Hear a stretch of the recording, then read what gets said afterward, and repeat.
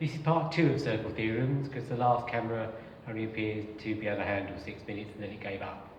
So we'll see if the quality is different on this one. Hopefully it might be a little bit better, we'll see. So moving on to this one, which is alternate segment theory. Now you're starting to see the terminology coming in which sometimes confuses and bamboozles people. Alternate just means the other one. So the other segment. So we've got a segment here created by a chord, and then we've got another segment over here which is the other side of that chord. Alternate segment theory tells me that the angle in the alternate segment, the other segment, is equal. So this one here is equal to that one there. Similarly at the top, we've got this one here is equal to that one there. We also can go back to, I think it was chapter 7 when we did the angles. We've got this x angle, or opposite angle. We know that the opposite angles are the same. So you might get questions where you're given this angle and this one. Because you've got these two angles, you can work out that one, and then you can use alternate segment theory to work out this one at the top. That's the sort of thing they'll be doing, trying to put 2 or 3 things in together. We then move on to this one, which I prefer. We've got 2 tangents. Remember, a tangent was a line that just touches across the edge of the circumference here at one point, never goes into it. We've got 2 radii going up here, and remember we should, from that earlier rule, know that the radii create a 90-degree angle with the tangent there. So that's why I've drawn those 2 right angles there.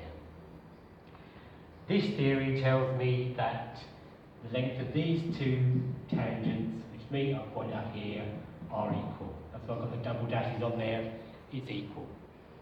That comes from the idea of Pythagoras, because you should know if you've got 2 sides of a triangle, you can work out the third. We know that these 2 are equal because they're both radii, so they're both the same length. This is the same line in both of the triangles, because it's the same line. Because we've got a right angle, we know we can use Pythagoras. So that squared and that squared will give me an answer for this one, which is going to be the same for this one squared, that one squared, will be the same answer. So that's sort of a proof. There's some of the things you might be asked to do later on when you start to prove some of these work.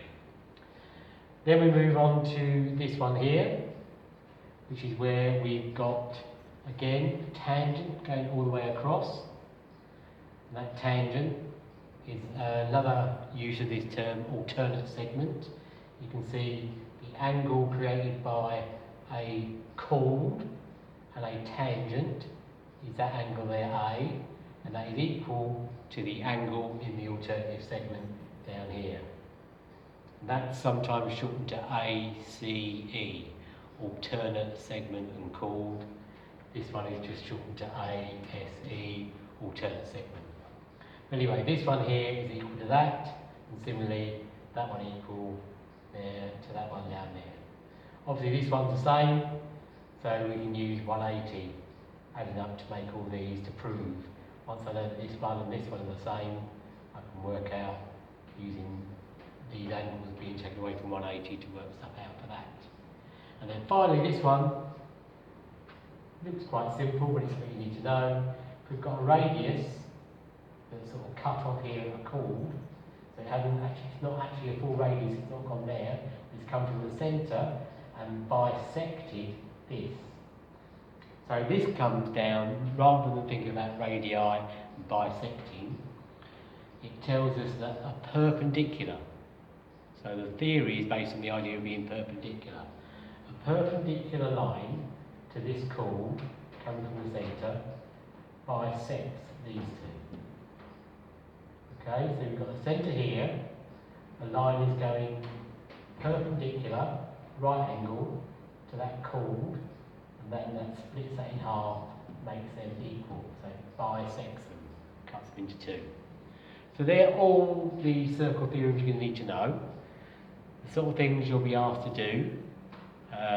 You're probably better on emailing me a picture of one, and I can maybe take a picture of all the sort of proofs that you'll be asked to do.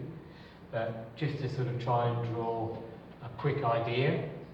Let's go for that. If I told you that this one was 98, I could work out this one, because they must add up to 180.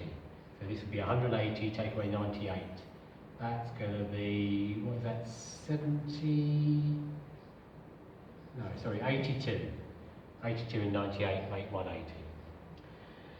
If they told you this one, well, you could either use them adding up to 180, or you can use the idea that you've got 360 in a quadrilateral. As I say, I think probably better off just if you've got individual questions, or I might stick another video up that shows you how to do bits and pieces of this. Hopefully I've talked through it enough so you can understand those words. If in doubt, just send me an email. Bye bye.